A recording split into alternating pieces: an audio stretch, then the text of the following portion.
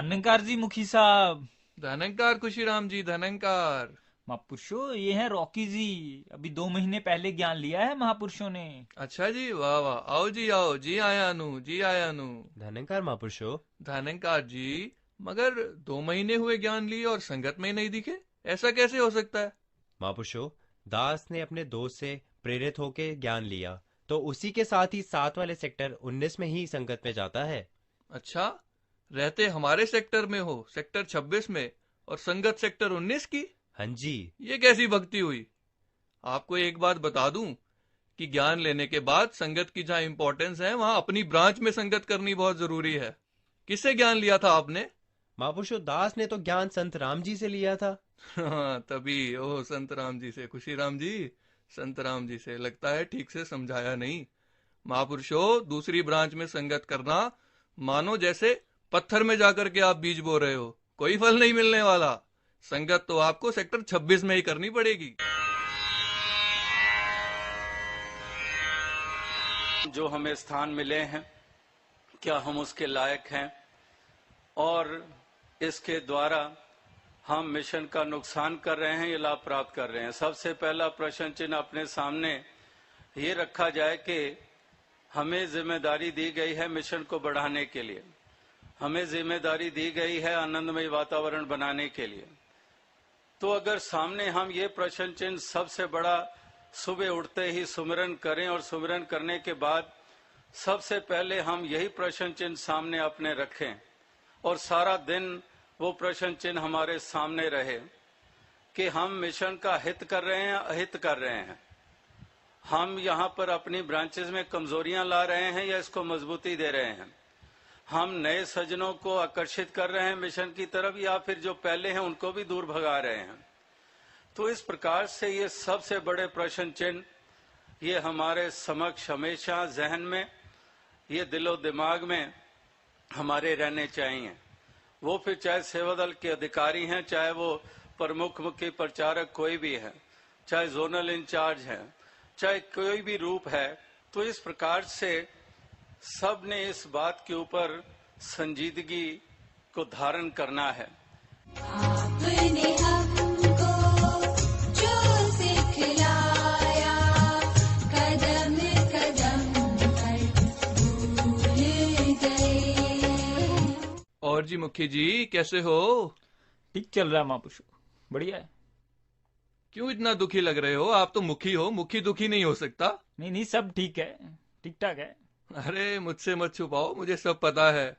बड़ा कहा करते थे जब मुझे संचालक के पद से हटाया गया था कि क्यों संगत जाना छोड़ दिया। अब आपको मुखी के पद से हटाया तो मैंने सुना है पिछले 5 हफ्तों से आप संगत नहीं गए। क्यों, सही है ना? धनंकार मुखी जी, वाह जी वाह। दर्शन तो दास मुखी जी के करने आया था और यहाँ तो संचालक जी के भी दर्शन हो गए। लो सुन लो, अजी काहे के संचालक? नहीं महापुरुषो, आप तो हमारे लिए अभी भी संचालक हो और आप जी मुखी हो। खैर छोड़ो, आप बताओ कैसे आना हुआ? दास देख रहा था बड़े दिनों से कि आप दोनों ही संगत पे नहीं आ रहे हैं। लो मुखी जी सुन लो, पहले एक हुक्म देता था और 100 सेवादार भागते हुए आते थे। अब किस मुंह को लेकर के संगत में जाऊं? उन्हीं सेवादारों के साथ मिलकर सेवा करूं? दास संगत जाता था, महापुरुषों की लाइनें लग जाती थी नमस्कार करने, अब उन्हीं के साथ जमीन पर बैठूं? बिल्कुल। अब बताओ ऐसे में कैसे हम संगत आ सकते हैं?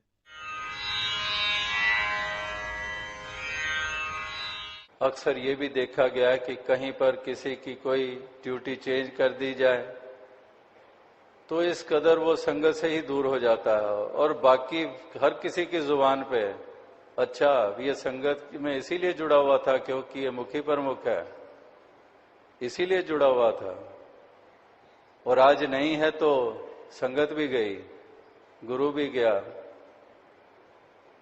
ये हम खुद प्रमाणित करते हैं और कितने दर्जा हम शोभा प्राप्त कर लेते हैं जब उसको ग्रेसफुली स्वीकार कर लेते हैं कि कोई नहीं, पहले भी तो मैं कोई इसके लायक थोड़ी था जो मुझे बना दिया गया, पहले भी तो कृपा ही थी, अब मुझे इस रूप में जीवन का भक्ति का आनंद लेने का मौका मिल रहा है, बड़ी कृपा है।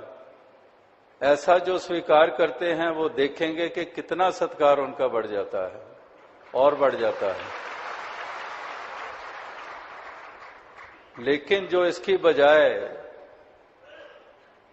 एक को साथ लिया, दूसरे को लिया, तीसरे को लिया, चिट्ठियां, साइन, सिग्नेचर, वो अपना पूरी तरह से साबित कर देते हैं कि वो किस जगह पे खड़े हैं, कितना कुछ जुड़े हुए हैं, कितनी कुछ उनको ज्ञान की समझ आई है, कितना कुछ गुरमुखताई और गुरसिक्खी जीवन में है। मुड़ के बाद फिर वही आएगी कि कितने श्लोक अपने उस टेन्योर के दौरान स्टेजों पे बैठ के सुनाए होंगे संगतों को, गुरसिक्खी ये होती है। और जब समय आया तो पता चल गया कि खुद कितना उसको अपनाया गया है। आपने